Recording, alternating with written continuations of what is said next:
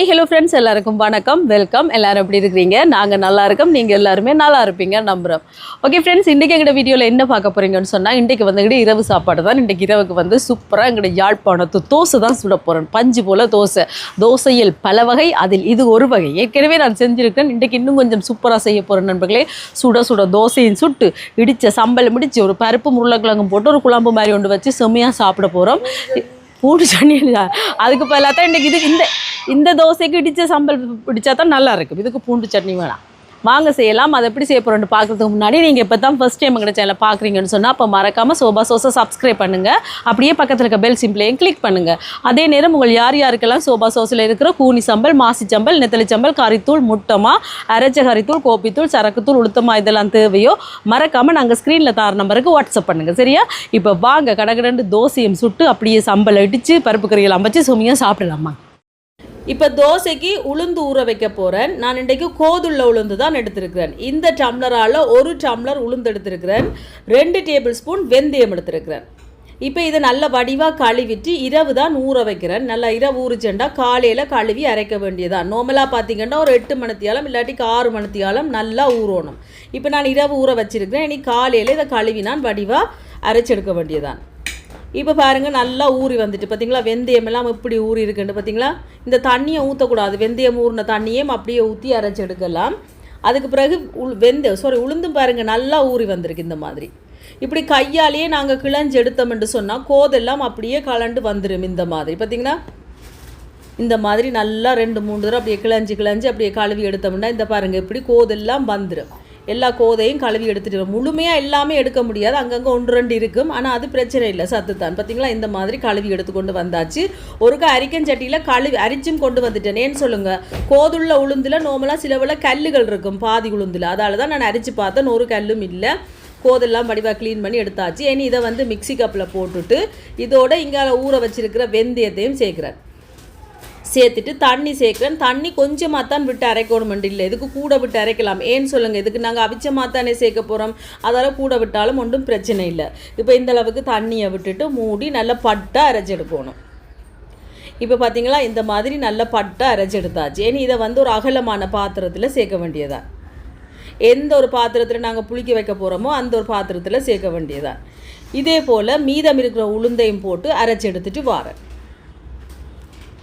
இப்போ பாருங்கள், எல்லாமே அரைச்செடுத்தாச்சு. எல்லா உளுந்தும் வெந்தயத்தையும் சேர்த்து நல்லா பட்டாக அரைச்செடுத்தாச்சு. இந்த டம்ளரால் 1 டம்ளர் உளுந்து எடுத்து நான் அதே டம்ளரால் அவிச்சமாக எடுக்கிறேன். இதே டம்ளரால் 3 டம்ளர் எடுக்கிறேன்.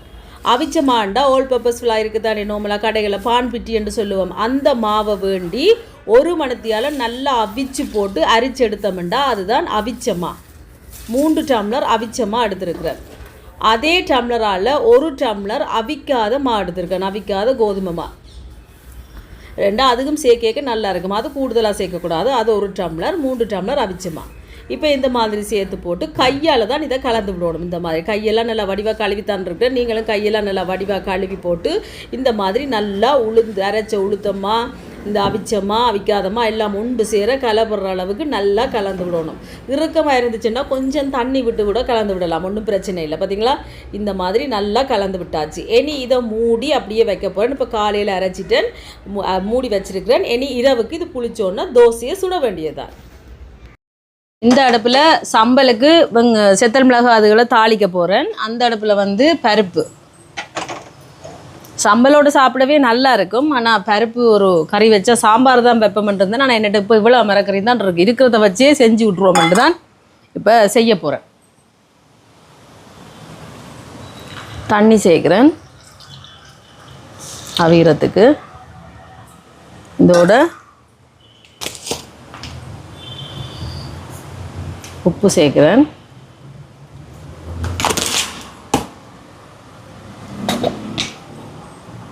மஞ்சள் தூள்.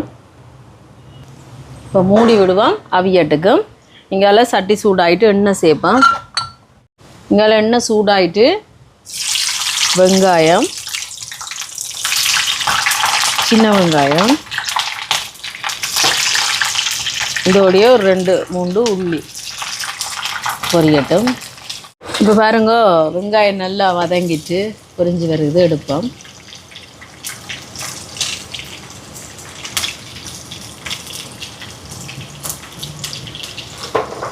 இங்கே செத்தல் மிளகாயை கழுவி வச்சுருக்கிறேன், அதையும் பொரிச்சு எடுப்பேன்.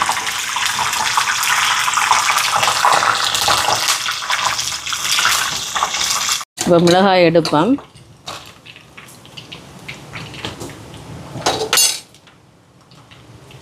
இனி தோசைக்கு இதுலேயே தாளிக்க போகிறேன். இந்த எண்ணெயிலேயே தாளிச்சிட்டு அப்படியே எண்ணெயோடையே கொட்ட மாட்டேன், வடிச்சு தான் கொட்டுவேன்.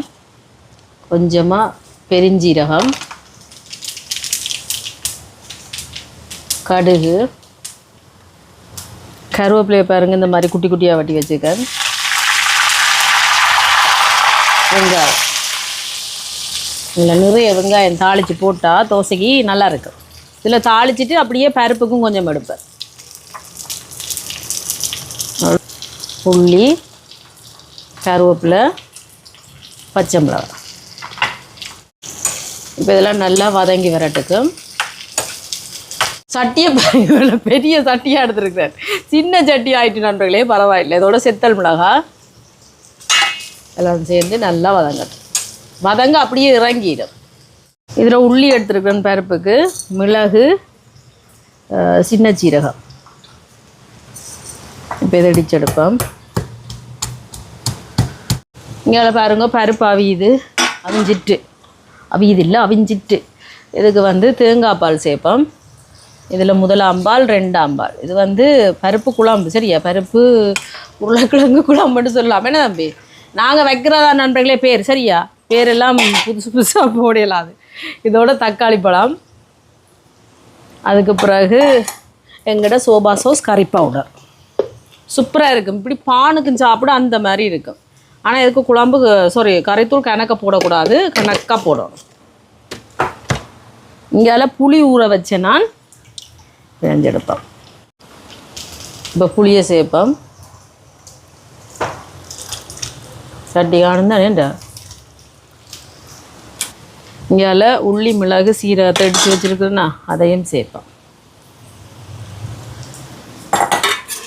சேர்த்துட்டு கலந்து விடுவோம். கொதிச்சு வரைக்க தாளிச்சு போட வேண்டிய.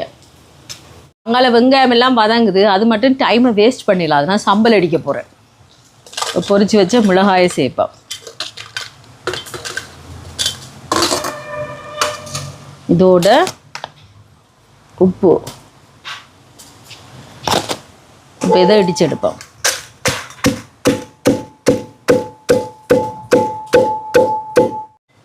இனி இதோட வெங்காயம், உள்ளி, அதில் கருவேப்பிலை எல்லாம் போட்டு இடிச்செடுப்போம். இடிச்சாச்சு, தேங்காய் பூ சேர்ப்போம்.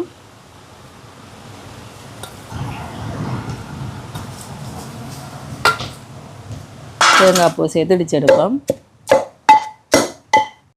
புளி சேர்க்குறேன்.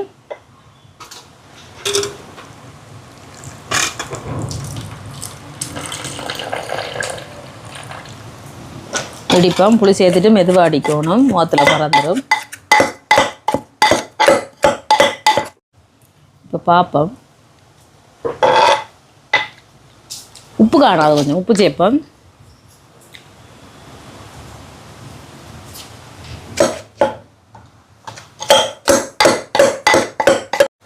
இப்போ சம்பல் ரெடி.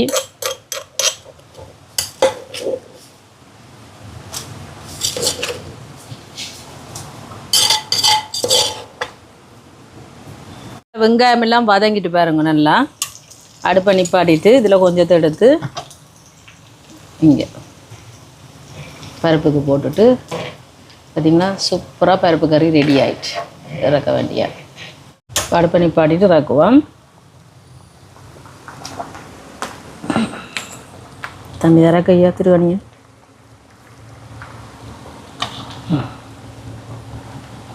நாம் ரெடி பண்ணி தோசையை சுட வேண்டியதுதான். பாருங்க மாவு இப்படி பொங்கி வந்திருக்குன்னு.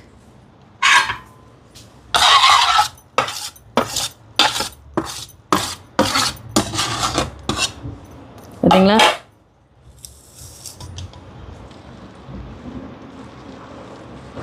சூப்பராக பொங்கி வந்திருக்கு. இனி இதுக்கு நாங்கள் தாளிச்சதை சேர்ப்போம்.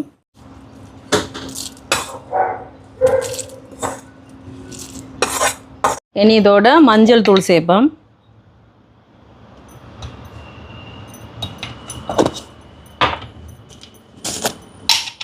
உப்பு சேர்ப்போம்.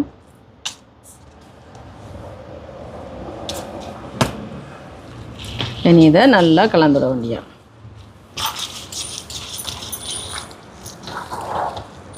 இப்போ இதில் வந்து குண்டு தோசை சுட போகிறேன். இந்த சட்டி ஏன் இப்படி இருக்குன்னு நீங்கள் நினைக்கக்கூடாது. சுட்டு சுட்டு இந்த கலருக்கு வந்துச்சுட்டு இங்கால தோசை ரெண்டும் சுடுவோம். இதில் தோசை, இதில் குண்டு தோசை. எது கூட சுடுவோம்? தானே பாப்பா சூடாட்டும். இப்போ இங்கால தோசைக்கல் சூடாகிட்டு பாருங்க. இல்லை கொஞ்சமாக நல்லெண்ணெய்,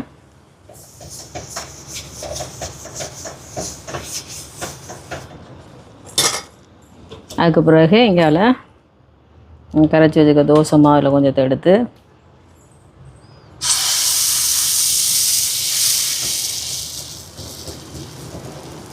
நீங்கள் இதுக்கு தாளிக்காமல் கூட சுடலாம். ஆனால் தாளித்து போட்டு தோசை சுட்டால் நல்லா இருக்கும். இது கொஞ்சம் நல்லெண்ணெய் விடுவோம். நல்லா இருக்கும். முறுமுறன்னு அந்த நல்லெண்ணெய் வாசத்தோட சும்மா அந்த மாதிரி இருக்கும். அந்த என் ஆயில் ஸ்ப்ரே பழுதாக போயிட்டு அதால் தான் நான் இதால் விடுறேன்னா. இப்போ மூடி விடுவோம். அவியட்டுக்கு இங்கால குண்டு தோசைக்கு நல்லெண்ணெய் விடுறேன்.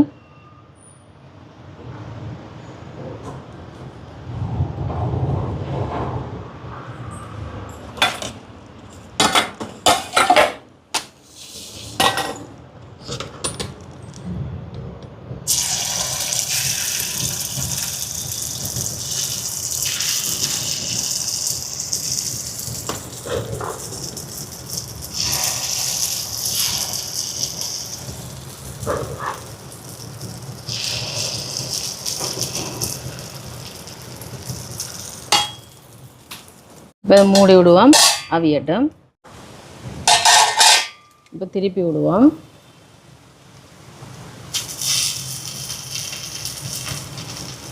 நல்லெண்ணெயில் முறண்டு பார்த்தீங்களா? ஏய் என்ன சேட்டை.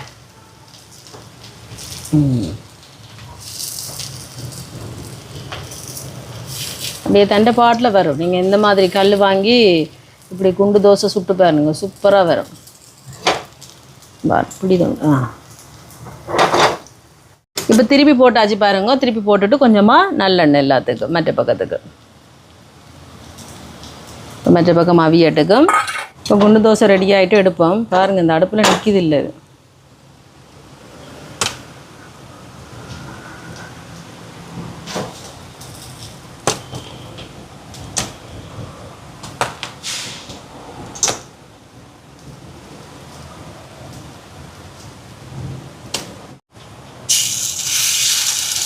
இனி இதே மாதிரி கடகடன்னு சுட்டு எடுக்க வேண்டியா.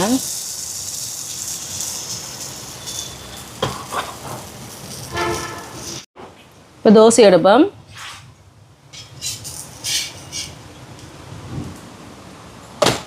பார்த்தீங்களா சூப்பராக வந்துட்டு.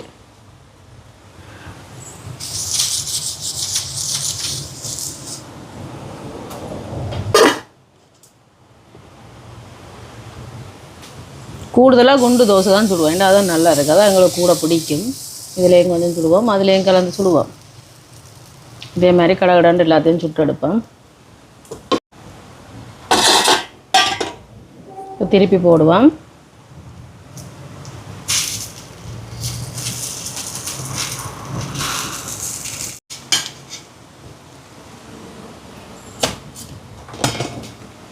இங்கே குண்டு தோசையும் எடுப்போம்.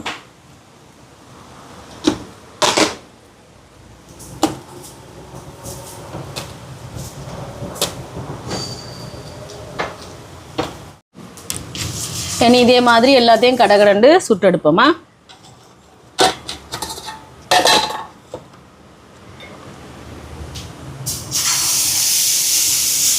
சாப்பாடெல்லாம் ரெடி, வாங்க சாப்பிடலாம். எனக்கு பசிக்குது.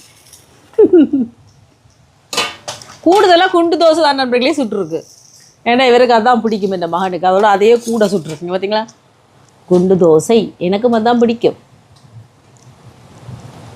அதுக்கு பிறகு இங்கே பாருங்க, இது பருப்பு கறி.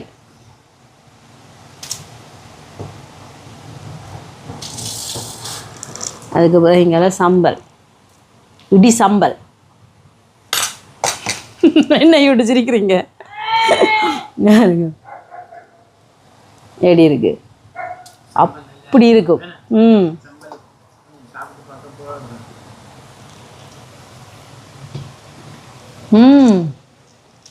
பீக்கனுங்க கொடுத்தா சூப்பராக இருக்கு. வேணும் சம்பளை சேர்த்து இப்படி சாப்பிடணும். சுடுது வேணாம். அந்த ஹாட் பாக்ஸில் போட்டு வச்சதும் அப்படி சட்டியில் இறக்கணும்னு அப்படி சுடுமோ அந்த மாதிரி கொதிக்குது. வர மாட்டீங்களா? மொத்த காட்ட மாட்டீங்களா?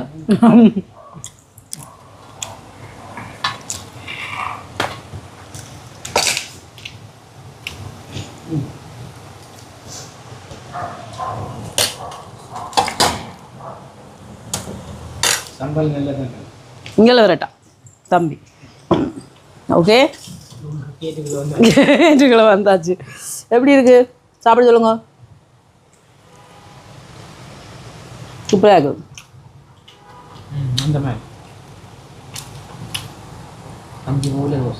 செம்மையா இருக்கேண்ணா.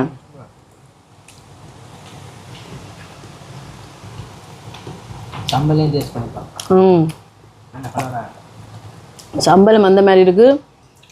பருப்பு கறியும் செம்மையா இருக்கு. ரெண்டையும் சேர்த்து சாப்பிட நல்லா இருக்கு. நல்லா இருக்கு. நீ பாருங்க பஞ்சு மாதிரி குண்டு தோசைங்க.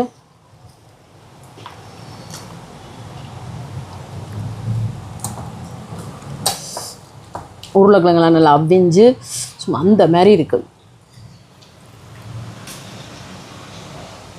இந்த தோசையும் நல்லா இருக்குது. அது எங்களுக்கு கூட குண்டு தோசை தான் பிடிச்சிருக்கேண்ணே. வேறு லெவலாக இருக்குது நண்பர்களே. விட்டால் நான் இப்படியே கழிச்சு கொண்டே இருப்பேன், சாப்பிட்டு கொண்டே இருப்பேன்.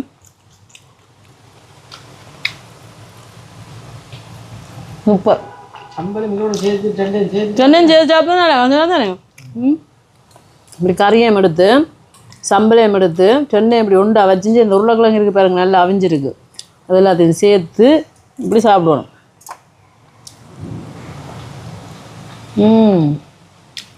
அருமை. செம்மையாக இருக்கு நண்பர்களே. இனியும் சாப்பிட்டு கட்டுங்கிறதுண்டா இந்த மான் காண்டாயிருவான் தம்பி. அதனால் கண்டிப்பாக இதே மாதிரி நீங்கள் செஞ்சு பாருங்கள். செஞ்சு பார்த்துட்டு எப்படி இருக்குன்னு சொல்லுங்கள். வீடியோ பிடிச்சிருந்தா மறக்காமல் லைக் பண்ணுங்கள், ஷேர் பண்ணுங்கள், கமெண்ட் பண்ணுங்கள், அப்படியே சப்ஸ்கிரைப் பண்ணுங்கள். சப்ஸ்கிரைப் பண்ணிவிட்டு பக்கத்தில் இருக்க பெல் சிம்பிளை கிளிக் பண்ணுங்கள். ஓகே ஃப்ரெண்ட்ஸ், நான் உங்களை இன்னொரு வீடியோவில் சந்திக்கிறேன். பைடா. இங்கே பாருங்கள், இந்த தோசை நல்லா தான் இருக்கீங்க. வந்தீங்களா? எப்படி இருக்கு? இதுக்கும் சூப்பராக இருக்கு. ஆனால் எங்களுக்கு கூட குண்டு தோசை தான் பிடிக்கும். அதெல்லாம் கூட அதையே சுட்டுனேன். உங்களுக்கு எது பிடிக்குமோ அதை செஞ்சு சாப்பிடுங்க. சரியா?